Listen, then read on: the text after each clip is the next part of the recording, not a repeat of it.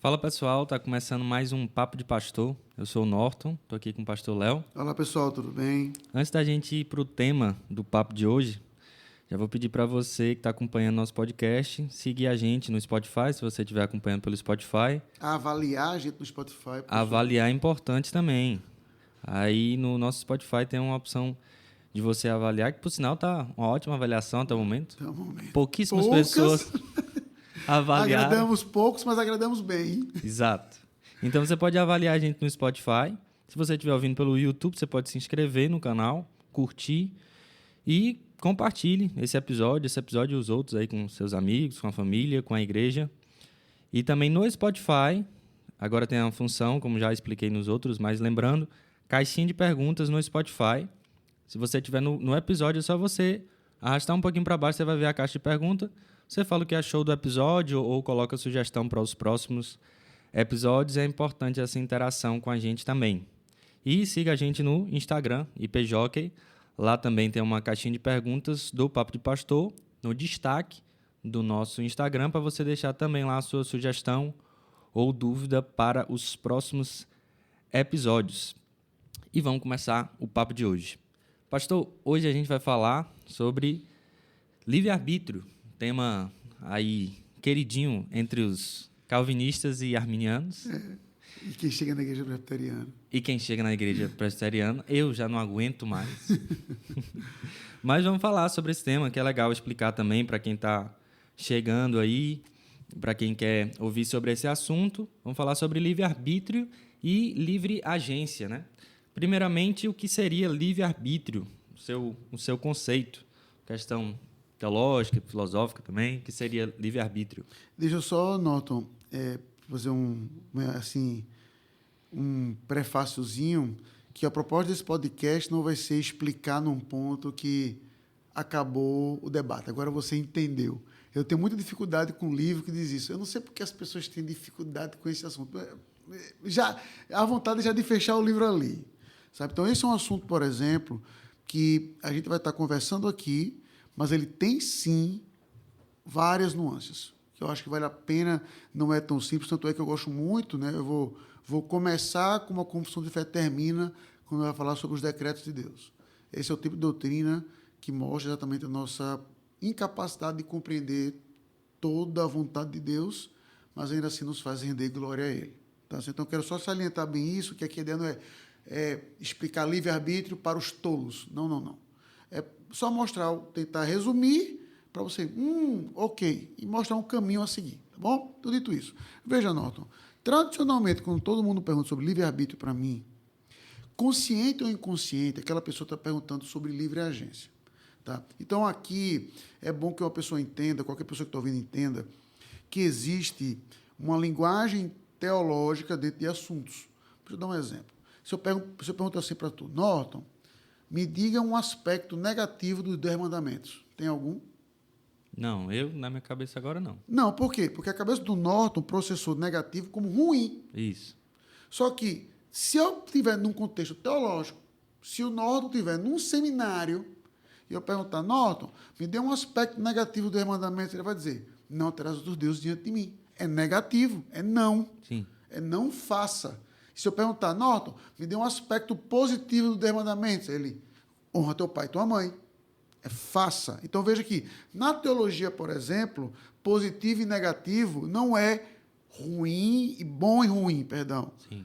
É faça ou não faça. Então, a primeira vez que eu vi isso foi sobre Deus. Aspectos negativos dos atributos de Deus. Eu digo, oxi, aí aquele negócio, aspectos negativos dos atributos de Deus.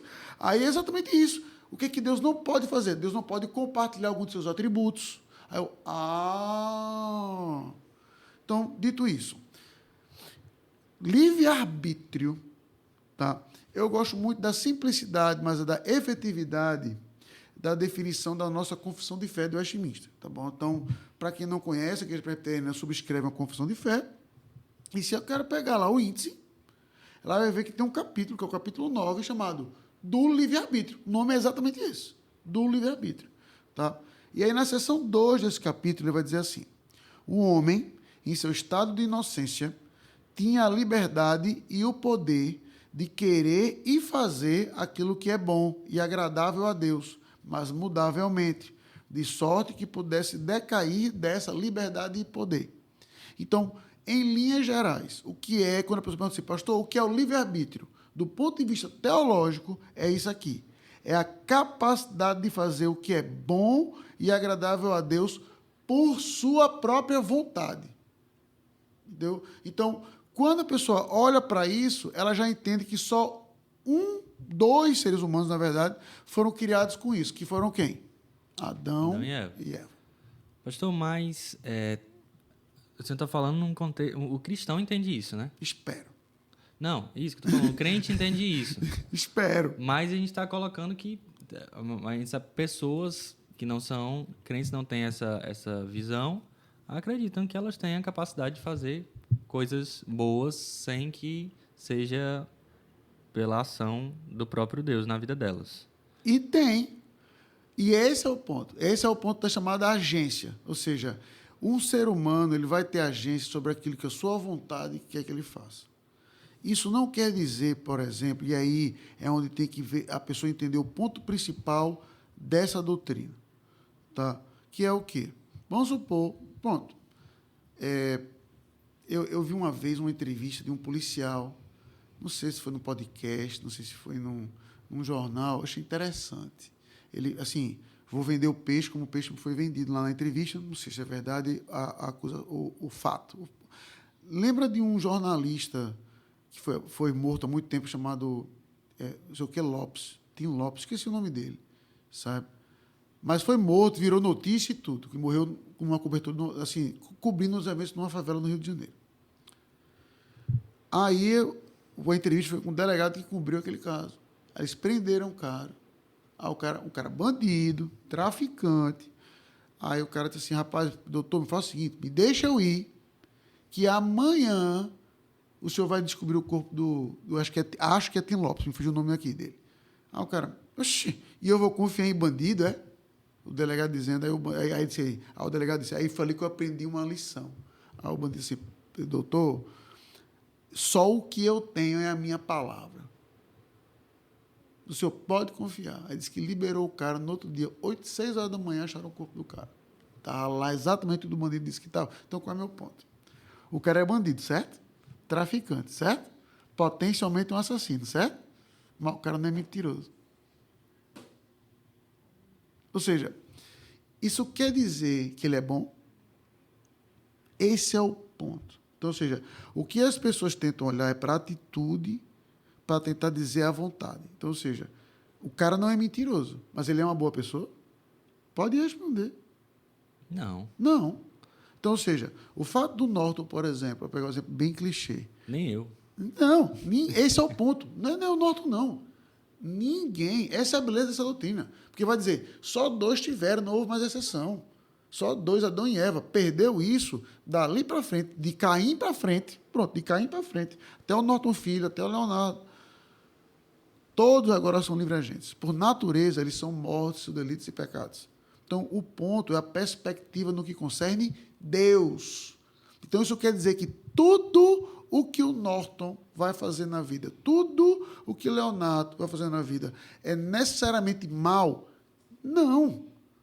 Vou dar um exemplo besta. O Norton, ele é capaz... Não, o Norton é magro. O Leonardo deveria ser capaz, por exemplo, de escolher comer mais salada do que outra coisa no almoço. Se eu não escolho isso, eu estou fazendo uma escolha má. Mas vamos supor que daqui para frente eu pego e digo, rapaz, eu vou escolher salada, vou comer salada todo dia. Eu estou fazendo uma boa escolha. Mas isso necessariamente me torna uma boa pessoa diante de Deus. Então, o ponto é a perspectiva teocêntrica da questão.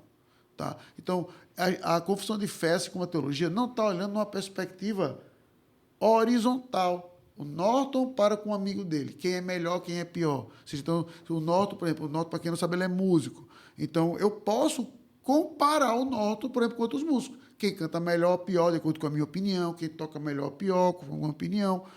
Mas, diante de Deus, qual é a importância disso? Nenhuma. Então, o ser humano, ele pode fazer coisas conforme a sua agência, conforme a sua vontade, lembrando que, o seu status diante de Deus, ele sempre vai ser de morte. Então, o que a confissão de fé, assim como a teologia, vai chamar de bom ou mal, é no que concerne o status da pessoa para com Deus. Veja com o apóstolo Paulo, por exemplo, 1 Coríntios 13, o que é que ele vai dizer? O famoso texto do amor. Mesmo que eu entregue o meu próprio corpo para ser queimado, mesmo que eu doe tudo que eu tenho à caridade. Vamos lá, se Paulo fizesse isso, está aqui, tudo que eu tenho, dou à caridade. Isso seria uma coisa boa ou ruim? Coisa boa. Boa. Se não tiver amor, nada seria. Então, o ponto está o bom e o mal na perspectiva de quem? Diante de quem? Está entendendo, Nota? Então, a teologia vai estar interessada nisso e não no julgamento específico de cada ato. Isso aí, o julgamento específico de cada ato, dentro da teologia, já vai virar um assunto de ética. Entendeu? Vai virar um assunto de ética e não de teontologia ou antropologia. Tá bom? Certo. E aí, no que concerne a ação do próprio Deus e as nossas ações, o que a gente não consegue escolher e fazer por conta que nós não temos mais o livre-arbítrio, e o que a gente pode fazer e faz, como você estava explicando, tendo livre agência. A pergunta, até na nossa caixinha de perguntas, eu estou pegando esses temas na nossa caixinha de perguntas, né, lá do Instagram. E aí, o que perguntaram é correto afirmar que existe diferença entre livre-arbítrio e livre agência, ou são as mesmas coisas? O senhor já está explicando que tem essa diferença. Aí, no que concerne as nossas escolhas, o que a gente não pode escolher mais e o que a gente pode escolher. Acho que já deu uma introdução, mas... Do ponto de vista extremamente específico, Norton, o que um ser humano nunca vai poder escolher é ser salvo. Pronto. Isso ele não vai. Então, até do ponto de vista teológico, é que um podcast não vai dar para nem explicar isso, então eu vou tentar ser bem telegráfico aqui. Quando o Norton, filho, em algum momento da vida dele, disse, como o Leonardo disse, rapaz, eu tenho que me arrepender dos meus pecados e ser salvo. Foi uma escolha. Entenda. Todo teólogo vai dizer, foi. Eu aceitei Jesus. Veja, falando sério. Não, mas sério. Não, falando sério. Essa frase... Eu aceitei a mensagem do Evangelho. Veja, se você colocar essa frase dentro de uma teologia correta... Tá certo. Tá certo. Entendeu? Qual é o meu ponto? É o cara entender o quê? Que para ele dizer essa frase, houve uma ação do Espírito Santo prévia, que a teologia chama de regeneração. Sim. Entendeu? Então, quando a pessoa entende isso, então o próprio Norton entende que aquela frase, quando o Leonardo disse em algum momento da vida dele, rapaz, eu sou ruim e não presto, preciso ser salvo. O Espírito Santo já tocou no coração dele, mudando, então, seu coração para que ele possa dizer, eu preciso ser salvo. Então, do ponto de vista muito direto, o que o ser humano, por conta própria, ele não tem como escolher? A salvação. Né? A salvação é um ato monergístico de Deus, muito bem resumido, assim, o texto não vou falando diretamente sobre isso, mas é muito bem resumido em Jonas 2:9. Ao Senhor pertence a salvação. Tá? Então, a salvação é um ato de Deus. Né? E aí você vai ver que aí o debate, agora, não é o seu caso aqui, vai subir, dentro da teologia é voltar 2 degraus. Mas quer dizer que Deus, então, escolheu quem vai ser salvo. Aí o debate vai voltar para cá. E a teologia reformada vai dizer, sim, foi exatamente isso. Deus escolheu quem e qual momento que aquela pessoa iria confessar Cristo como Senhor. Tá? Mas do ponto de vista técnico o que uma pessoa não tem como escolher? Isso. Ela pode escolher ser um bom pai, ela pode escolher ser um marido amoroso, ela pode escolher ser um bom estudante. Ninguém vai negar isso. Absolutamente ninguém. É até interessante, a gente perceber, por exemplo, né, eu até brinco, é em tom de brincadeira, mas agora eu vou falar sério, né, quando eu digo que música é uma coisa do diabo, né, em tom de brincadeira, é porque veio da descendência de Caim. Enquanto a ênfase, óbvia que não é essa. A ênfase é o oposto. Veja que da linhagem inimiga procedeu algo que nós agora fazemos um uso correto, por assim dizer, disso. Tá? Então, ou seja, pode escolher isso. Aqui, ó, veio a metalurgia, veio o aspecto da música também. Isso quer dizer que isso é ruim? Não, lógico que não. Isso é bom. E vou além. É bonito. O ponto é justamente a gente entender de que o ser humano, por mais depravado que seja por seus pecados, e o é, já não é um talvez, e o é, os nossos pecados, estamos mortos diante de Deus, Efésios 2:1, são como os trapos de imundícia, como vai dizer Isaías, me fugiu agora a referência exata, tá? Mas, ainda assim, como diz Tiago, e como diz o texto de Gênesis 9, foram criados à imagem e semelhança de Deus. Então, eles vão ter ainda aspectos do vislumbre e do domínio sobre isso. Né? E aí, só para ficar no tema do tráfico, eu vi uma vez a entrevista do Fernandinho Beiramar. Rapaz, aquele cara entende de administração. Pronto. Se aquele cara ficasse à frente da administração da Igreja do Joca, ele ia ser 3 vezes maior. Ele entende a administração como poucas pessoas no Brasil ousam dizer. Olha, isso quer dizer que eu vou aprender com ele? Entendeu? Veja aquela ironia, por exemplo, que você vê até em alguns filmes, como acontece na realidade, em que o cara hackeou um site, depois o próprio governo contrata o cara para ajudar a defender. Tá? Então, ou seja, foi uma coisa ruim que acabou virando uma coisa boa. Então, esses são aspectos que a gente não está discutindo aqui. A gente não está olhando para cada caso. Não quer dizer que eu sou descrente, eu não posso amar minha esposa. Pode tanto quanto deve. Quer dizer que eu sou descrente, eu não posso ser um bom pai. Tanto quanto deve. Ser um bom aluno. Tanto quanto deve. Qual vai ser o ponto? Deixa eu ilustrar isso, Norton, com uma história que foi o que aconteceu. Alguns anos atrás, eu fui convidado por uma ovelha minha, né, um debate lá de bioética, de medicina. Resumindo, o debate virou assim, você apresentar um pouco da sua religião. Aí esse aluno, que foi trapaceiro, entre aspas, perguntou para o professor se podia trazer o pastor dele. O professor topou. Só que o professor disse assim, olha, eu só quero que você termine com aquilo que é mais distinto da sua religião. Tá bom. Aí eu fui. A aula foi uma beleza. A turma toda comigo apresentando, olha, a igreja presbiteriana é assim, tá, a turma toda comigo, rindo, participando, conversando. Aí eu na minha cabeça, a treta vai ser o último slide. Aí eu falei, olha, pessoal, o professor pediu para eu terminar com aquilo que é mais distinto da minha religião. É isso aqui. Aí eu passei o slide. Um versículo bíblico. Aquele que não conheceu o pecado, ele o fez pecado por nós, para que nele fôssemos feitos justiça de Deus. 2 Coríntios 5:21.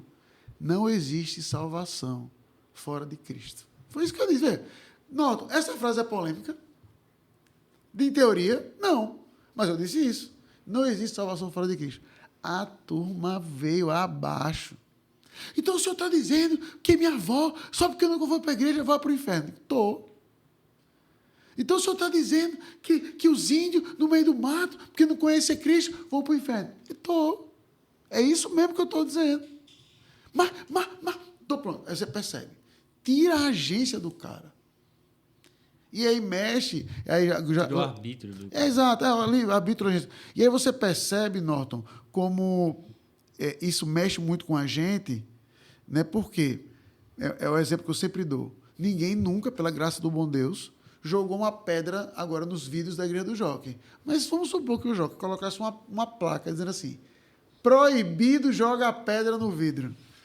É muito provável que no outro dia ia aparecer todos os vidros quebrados. Por quê? Porque o Norton vai olhar para aquilo e vai dizer assim, quem é você para dizer o que eu não posso fazer?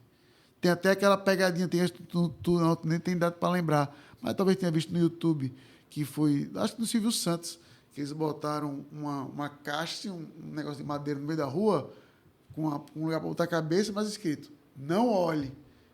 Aí ficava 1, papapá, 2, papapá, e todo mundo botava a cabeça para olhar, e tá uma torta na cara. Aí 3, papapá, ou seja, era contar, e depois, todo mundo ia querer olhar, mas estava escrito lá, não olhe. Entendeu? Então, a salvação mexe exatamente com aquilo que é mais importante para a gente. Porque o homem pode fazer tudo, mas ele não pode se salvar. E mostra exatamente como ele pode e deve ser dependente de Deus nisso. Então, uma boa discussão sobre livre-arbítrio e livre-agência vai mostrar exatamente como o ser humano ele deve ser dependente de Deus. Porque, por conta própria, ele não pode se salvar. A raiz do debate está aqui. O restante vai à discussão em ética e outros detalhes. Mas o ponto é, é capaz do ser humano salvar-se por conta própria. A teologia reformada, a teologia bíblica, melhor dizendo, vai responder com um sonoro e grande não. Entendeu? É aí, a linha é essa. Aí o ser humano, ele não é capaz de se salvar, mas ele é capaz de fazer suas escolhas. Com certeza. Tipo, a gente escolheu gravar esse podcast agora, nesse horário, tal, e a gente veio. Deus Mas dotou o homem com essa liberdade. Mas na mesma linha, Deus também já sabia que a gente ia estar fazendo isso. Ele já determinou que a gente iria fazer isso ou não, ou a gente está construindo a nossa própria história. Veja, Norton, esse é justamente os detalhes do início que eu falei que nenhum podcast, na minha opinião, na face da Terra vai conseguir resolver esse problema. Se eu fosse tentar... A assim, relação entre a responsabilidade humana e a soberania de Deus. Se eu quiser ser muito direto aqui, eu até falei sobre isso recentemente na classe para iniciantes da fé aqui, é uma frase que me marcou muito, que foi bom, assim, eu ter ouvido isso no início da minha jornada teológica no seminário, que meio que já me preparou, e eu que era um cara que sempre lutei contra a arrogância, mas nisso me humilhou, que foi no livro Salvos, ainda vou dizer a referência, não esqueci, foi no Salvos pela Graça, do Anthony Huckman. O início do livro ele vai abordar um pouco sobre isso. Aí ele vai dizer assim, olha, a conclusão é simples. A Bíblia enfatiza os dois, que o homem é responsável por aquilo que ele faz e que Deus decretou todas as coisas. Então, qual é o seu papel como cristão? Enfatize os dois também. A Bíblia não enfatiza os dois? Não tente, eu tenho que entender o mistério. Meu amigo, a Bíblia não enfatiza os dois.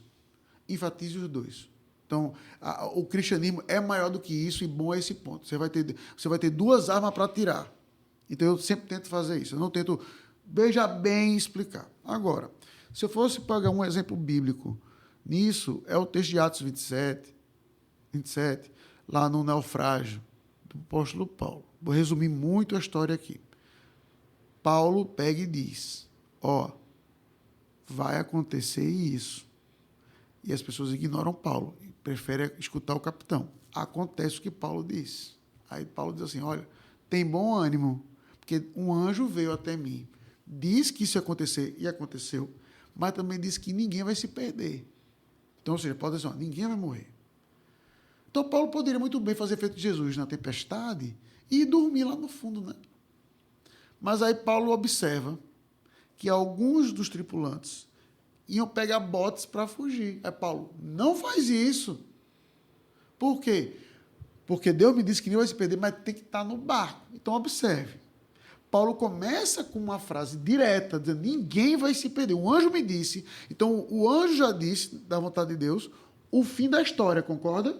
Ninguém vai se perder. Mas qual foi o instrumento que Deus usou para que ninguém se perdesse?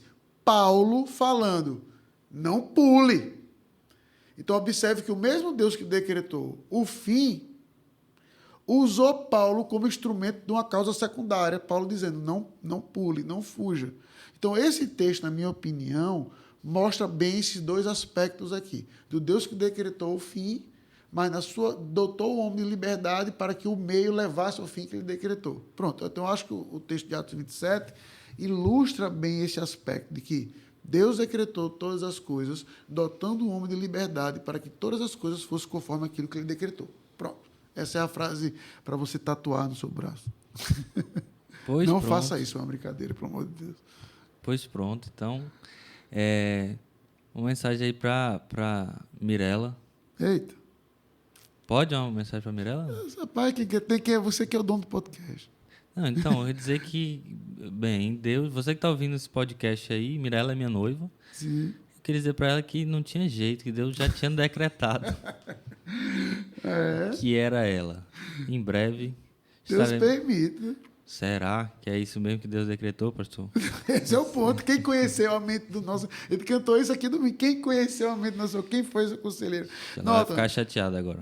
Não. Brincadeira à parte. Tô brincando. Eu sei, mas nada a ver com Mirella. Esse é o ponto, sabe, Nota? Vem um conselho prático para a vida de algumas pessoas. Permita-me abrir uma conversa que eu tive com uma pessoa aqui no gabinete, para me citar o nome há algum tempo atrás.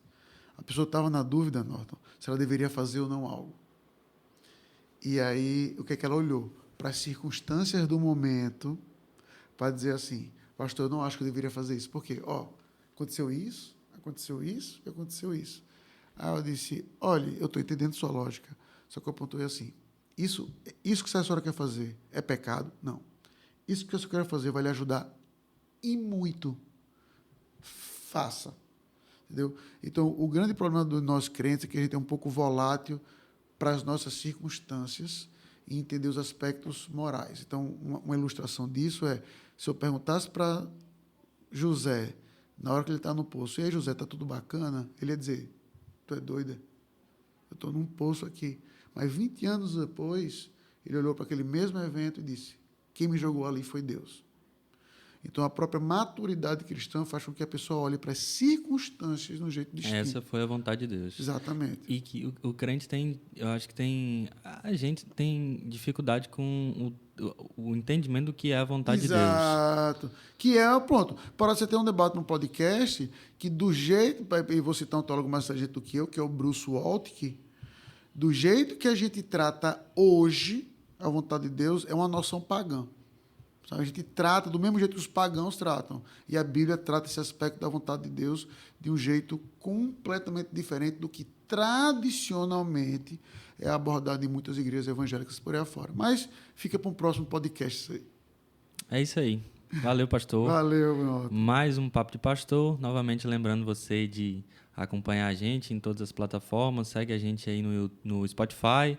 Se inscreve lá no YouTube. Curte esse episódio. Compartilha, segue a gente no Instagram da IP Jockey, deixa lá no destaque também a sua pergunta, a sua sugestão para os próximos episódios e até o próximo episódio. Valeu! Valeu, pessoal!